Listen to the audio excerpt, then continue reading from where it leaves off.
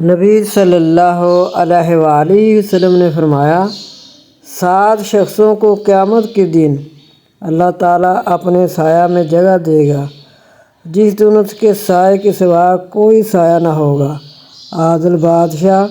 Number 2، وہ نوجوان جو اپنی جوانی خدا کی عبادت اور شریعت اور فرما برداری میں گزارے۔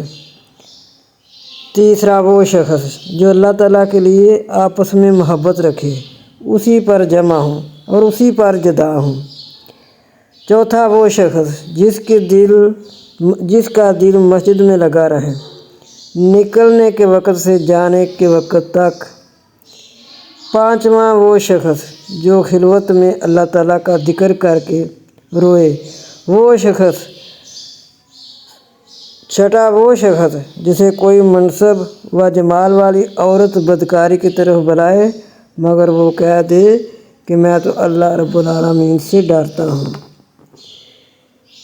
اور ساتواں، وہ شخص جو اپنا صدقہ اس قدر چھپا کر دے کہ بائیں ہاتھ کو دے اور دائیں ہاتھ سے دے تو بائیں ہاتھ کو خبر نہ ہو۔